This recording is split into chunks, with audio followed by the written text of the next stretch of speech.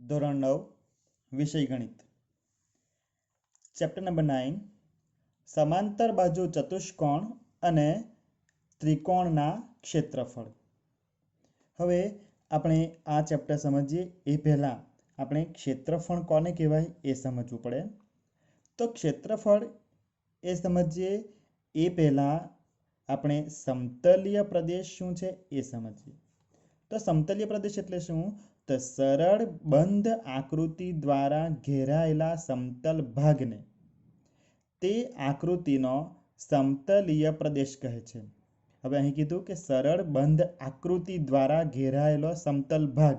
હવે સરળ બંધ આકૃતિ ઉદાહરણ તરીકે આ ત્રિકોણ એબીસી છે, તો આ ત્રિકોણીય આકૃતિ છે અને એના દ્વારા ઘેરાયેલો આ સમતલીય ભાગ છે અને આ સમતલીય ભાગને તે આકૃતિનો સમતલીય પ્રદેશ કહેવામાં આવે। અને આ સમતલીય પ્રદેશના પરિમાણ કે માપ, એનું માપ કેટલું એટલે કે સમતલ પર કેટલી જગ્યા રોકે, સમતલ પર જેટલી જગ્યા રોકે એને તે આકૃતિનું ક્ષેત્રફળ કહેવાય। હવે આ ત્રિકોણ આ સમતલ પર આટલી જગ્યા રોકે, આપણા સમતલ છે આખું અને એ સમતલ પર આટલી જગ્યા રોકે, બરાબર છે, એટલે એનું શું કહેવામાં આવે? ક્ષેત્રફળ કહેવાય। જો બે આકૃતિઓના આકાર સમાન હોય અને તેમના માપ પણ સમાન હોય તો તે બે આકૃતિઓ એકરૂપ આકૃતિઓ કહેવાય।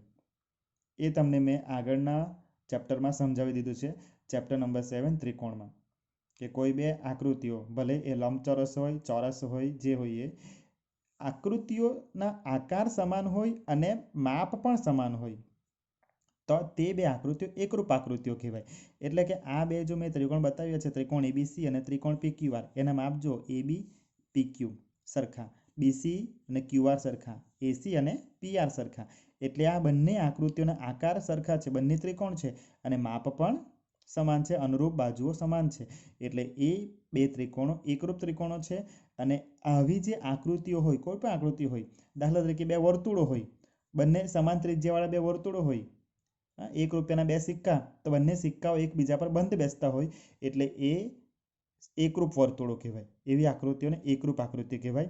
એવી આકૃતિઓ એકબીજા પર બંધ બેસતી હોય છે, બરાબર છે। અને એકરૂપ આકૃતિઓ હોય તો એના ક્ષેત્રફળ કેવા હોય? સમાન હોય। એટલે કે એકરૂપ હોય, આકાર સરખા હોય, માપ સરખા હોય તો તે સમતલ પર સરખી જગ્યા રોકે એટલે એના ક્ષેત્રફળ પણ કેવા હોય? સમાન હોય છે। હવે આપણે જોઈએ કે એકરૂપ આકૃતિના ક્ષેત્રફળ સમાન છે એ તો જોયું આપણે, પણ સમાન ક્ષેત્રફળ ધરાવતી આકૃતિઓ શું એકરૂપ હોય? જોઈએ આપણે। તો આ એક લંબચોરસ છે, લંબચોરસની લંબાઈ 4 સેન્ટીમીટર અને પહોળાઈ 9 સેન્ટીમીટર, તો એનું ક્ષેત્રફળ લંબાઈ ગુણ્યા પહોળાઈ એટલે 4 ગુણ્યા 9, લંબાઈ 4 છે અને પહોળાઈ 9 છે એટલે 4 ગુણ્યા 9 એટલે 36 સેન્ટીમીટર સ્ક્વેર। બીજી આકૃતિ જોઈએ, આ ચોરસ છે, ચોરસની બાજુના માપ 6 સેન્ટીમીટર છે, તો ચોરસનું ક્ષેત્રફળ એટલે લંબાઈનો વર્ગ 6 નો વર્ગ 36 સેન્ટીમીટર સ્ક્વેર। હવે આ બંનેના ક્ષેત્રફળ જુઓ તો 36 સેન્ટીમીટર સ્ક્વેર છે। આ લંબચોરસનું ક્ષેત્રફળ 36 સેન્ટીમીટર સ્ક્વેર, ચોરસનું ક્ષેત્રફળ પણ આવ્યું 36 સેન્ટીમીટર સ્ક્વેર। હવે આ આકૃતિઓના આકાર જુદા જુદા, માપ જુદા જુદા, પણ ક્ષેત્રફળ સરખા, એટલે આ આકૃતિઓ એકબીજા પર બંધ બેસતી નથી એટલે એકરૂપ નથી, પણ ક્ષેત્રફળ સમાન છે, એટલે સમાન ક્ષેત્રફળ ધરાવતી આકૃતિઓ એકરૂપ થાય તે જરૂરી નથી। એટલે એકરૂપ આકૃતિના ક્ષેત્રફળ તો સમાન જ હોય, પણ ક્ષેત્રફળ સમાન હોય તો એકરૂપ થાય એ જરૂરી નથી। આટલું આપણે આ નોટમાં લખી લેવાનું છે। હવે આકૃતિ ટી દ્વારા બનતો આ સમતલીય પ્રદેશ જુઓ અહીં જો બોલપેન ફેરવું છું તે જોજો, એ આકૃતિ ટી છે આખી, આ જે છે એ આકૃતિ ટી છે અને આકૃતિ ટી દ્વારા બનતો આ સમતલીય પ્રદેશ છે।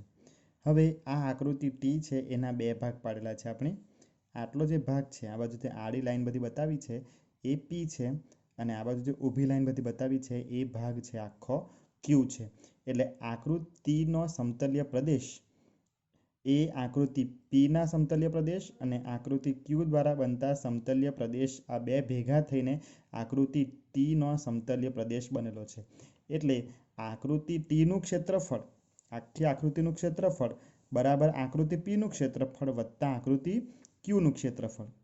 હવે આ ક્ષેત્રફળ શબ્દને હવેથી આપણે એક નવા સંકેતથી દર્શાવવાનો છે.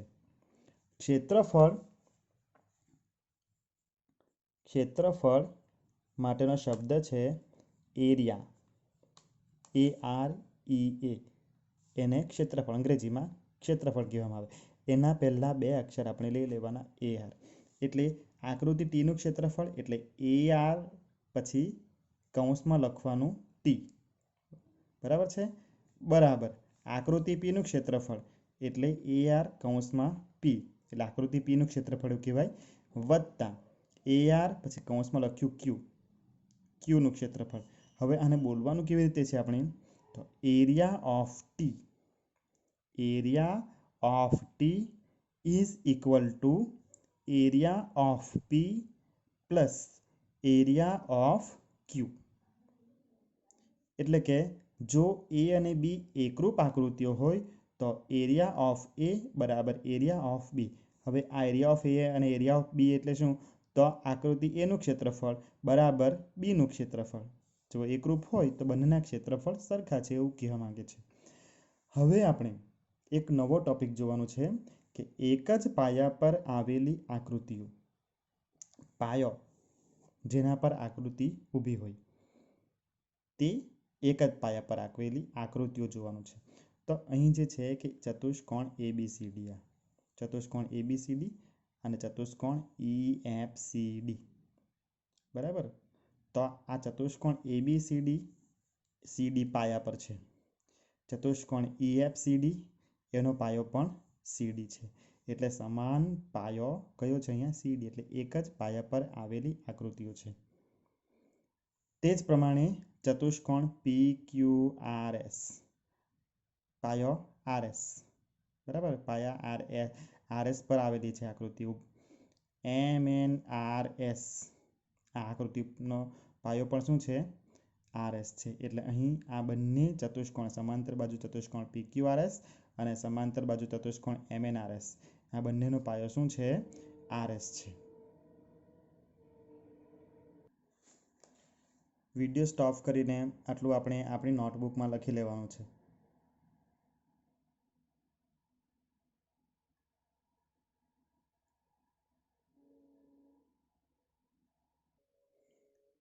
એક જ પાયા પર આવેલી આકૃતિઓનું ત્રીજું ઉદાહરણ જોઈએ. આ ત્રિકોણ ABC એનો પાયો BC છે અને ત્રિકોણ DBC આ ત્રિકોણ જુઓ ત્રિકોણ DBC એનો પાયો પણ BC છે. એટલે સમાન પાયો BC એટલે એક જ પાયા પર આવેલા આ બે ત્રિકોણો છે. આગળ ચોથું ઉદાહરણ ચતુષ્કોણ ABCD પાયો CD, ત્રિકોણ PDC અથવા તો ત્રિકોણ PCD. બરાબર આ ત્રિકોણ એટલે આ ચતુષ્કોણ અને આ ત્રિકોણ બંનેનો પાયો શું છે CD છે. એટલે સમાન પાયો CD. હવે આપણે જોવાનું છે આ તો આપણે જોયું કે એક જ પાયા પર આવેલી આકૃતિઓ. હવે આપણે જોઈએ કે એક જ પાયા ઉપર અને સમાંતર રેખાઓ વચ્ચેની આકૃતિઓ એટલે સમાંતર રેખાની એક જ જોડ વચ્ચે આવેલી આકૃતિઓ. બરાબર. હવે એક આપણે ઉમેરવાનું છે કે સમાંતર રેખાઓની એક જ જોડ વચ્ચે આવેલી હોય અને પાયો બંનેનો એક જ હોય તો આ ચતુષ્કોણ ABCD પાયો CD, EFCD આ એનો પાયો પણ CD છે. એટલે એક જ પાયો થયો. કઈ કઈ રેખાઓ તો બંને આકૃતિઓ જુઓ EAF આ રેખા AF કહેવાય અને રેખા CD. AF સમાંતર CD ની વચ્ચે આવેલી છે બંને આકૃતિઓ. એટલે એક જ પાયા ઉપર અને સમાંતર રેખાની એક જ જોડ વચ્ચે આવેલી બે આકૃતિઓ છે. આટલું આપણે નોટમાં કોપી કરી લેવાનું છે સારા અક્ષરે.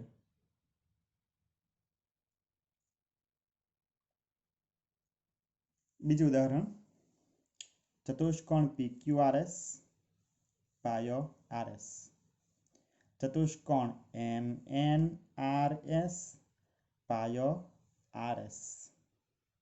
હજુ પણ એક ચતુષ્કોણ છે ચતુષ્કોણ એમ ક્યુ આર એસ, આ એમ ક્યુ આર એસ એનો પાયો પણ આર એસ છે. આ ત્રણ આકૃતિઓ છે એ એક જ પાયા પર છે અને સમાંતર રેખાઓ પીએન સમાંતર આર એસની વચ્ચે આવેલી છે. તે જ પ્રમાણે અહીં પણ તમે જોઈ શકો બે ત્રિકોણો છે, ત્રિકોણ એબીસી અને ત્રિકોણ ડીબીસી. સમાન પાયો બીસી છે અને એડી જો એ અને ડીમાંથી આ શિરોબિંદુ છે બંનેના બે ત્રિકોણના, એમાંથી પસાર થતી રેખા છે અને બીસી એટલે એડી સમાંતર બીસીની વચ્ચે આવે છે.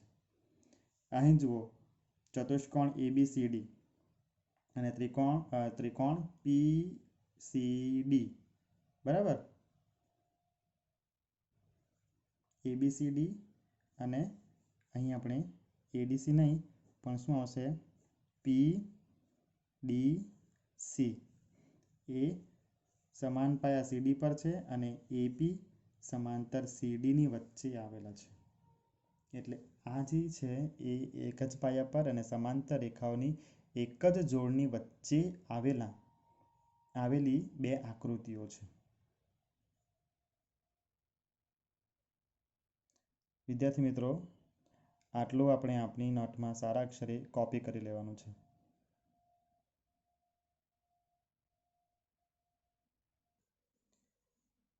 પ્રમેય 9.1 સાબિતી નથી આપવાની, ફક્ત આપણે વિધાન સમજી લેવાનું છે કે એક જ પાયા પર આવેલા અને બે સમાંતર રેખાઓની એક જોડની રેખાઓ વચ્ચે આવેલા સમાંતર બાજુ ચતુષ્કોણના ક્ષેત્રફળ સમાન હોય છે. હવે અહીં કીધું છે કે એક જ પાયા પર આવેલા, એક જ પાયો આપણે લઈએ કે પહેલો તો આપણે બે સમાંતર બાજુ ચતુષ્કોણ છે એટલે આ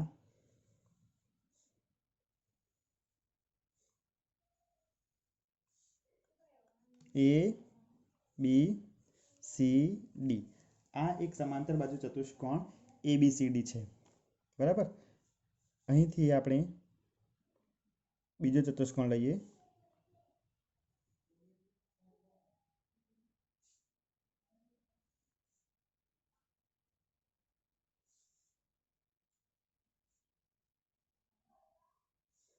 ઈ એફ સી ડી. જુઓ ચતુષ્કોણ એબીસીડી સમાંતર બાજુ ચતુષ્કોણ છે, ઈ એફ સી ડી સમાંતર બાજુ ચતુષ્કોણ છે, સમાન પાયો સીડી છે, બરાબર છે. અને સમાંતર રેખાઓ એએફ, આ સમાંતર રેખા એએફ અને સીડીની વચ્ચે આવેલા છે. એટલે આ બે ચતુષ્કોણના ક્ષેત્રફળ કેવા છે? આ પ્રમેય મુજબ સમાન છે એમ કહે છે. એટલે area of ABCD is equal to area of EFCD. EFCD આવું કહેવા માંગે છે આ પ્રમેય. ઉદાહરણ 2. જો કોઈ ત્રિકોણ અને સમાંતર બાજુ ચતુષ્કોણ એક જ પાયા અને બે સમાંતર રેખાઓની એક જ જોડની રેખાઓ વચ્ચે આવેલા હોય તો ત્રિકોણનું ક્ષેત્રફળ એ સમાંતર બાજુ ચતુષ્કોણના ક્ષેત્રફળ કરતાં અડધું હોય છે. હવે અહીં એક ત્રિકોણ છે અને એક સમાંતર બાજુ ચતુષ્કોણ છે. અહીં શું હતા?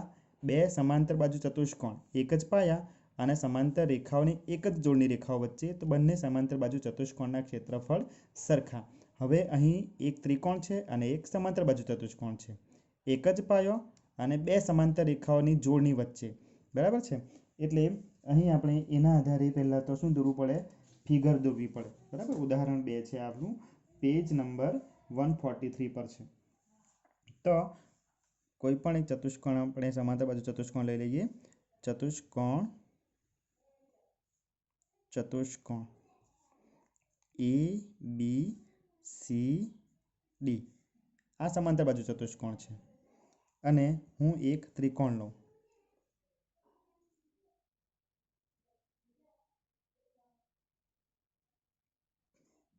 ત્રિકોણ PCD.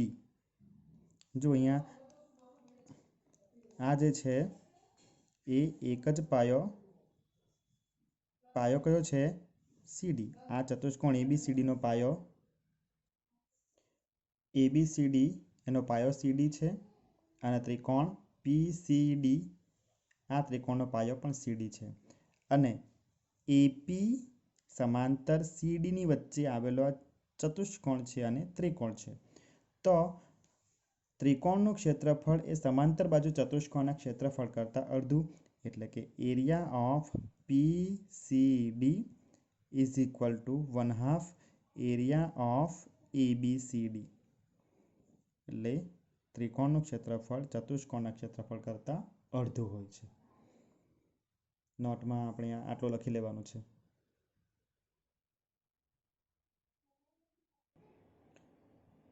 પ્રમેય 9.2 એક જ પાયા પર આવેલા અને બે સમાંતર રેખાઓની વચ્ચે આવેલા બે ત્રિકોણના ક્ષેત્રફળ સમાન. ત્રિકોણ લઈએ આપણે.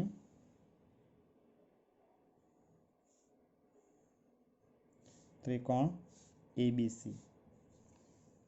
આ ત્રિકોણનો પાયો છે બીસી અને બીજો ત્રિકોણ લઈએ ત્રિકોણ પીબીસી. એનો પાયો પણ બીસી છે.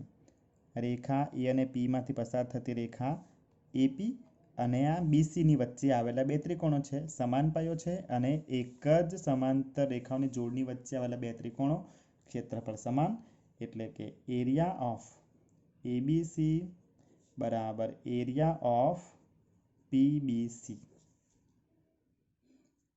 પ્રમેય 9.3 એક જ પાયા પર આવેલા અને એક જ પાયાની એક જ બાજુએ આવેલા તથા સમાન ક્ષેત્રફળો ધરાવતા ત્રિકોણો બે સમાંતર રેખાઓની જોડની રેખાઓ વચ્ચે આવેલા હોય જેમાંની એક રેખા પાયાને સમાવતી રેખા છે. આ જ પ્રમેય પરથી આપણે આ સમજી લઈએ કે એક જ પાયા પર આવેલા એટલે એક જ પાયા પર આવેલો બીસી પર આવેલા અને એક જ પાયાની એક જ બાજુએ આ બીસીની બંને એક જ બાજુ આવેલા છે. એક નીચે છે એક ઉપર છે એવું નથી.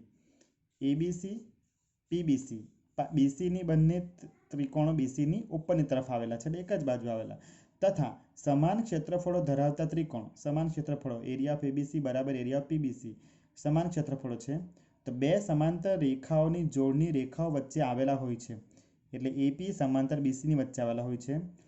હવે આ બે રેખાઓમાંની જે એક રેખા છે એ પાયાને સમાવતી રેખા છે એટલે આ જે છે બીસી છે અને એપી છે એમાંથી આ એક છે એ પાયાને સમાવતી રેખા છે. એટલે આની આપણે આકૃતિ નહીં દોરીએ આના પરથી સમજી લેવાનું. એટલે આટલું આપણે થિયોરિટિકલ પોર્શન છે આપણો આ ચેપ્ટરનો. આ ચેપ્ટરમાંથી મોટે ભાગે થિયોરિટિકલ પોર્શન લીધેલો છે. આટલું જ લીધેલું છે. બાકીનું બધા સ્વાધ્યાય ઉદાહરણ દરેક વસ્તુ આમાંથી કાઢી નાખેલું છે. એટલે સૌથી પહેલાં તો આપણે આટલું સમજીને સારા અક્ષરે લખી લેવાનું છે.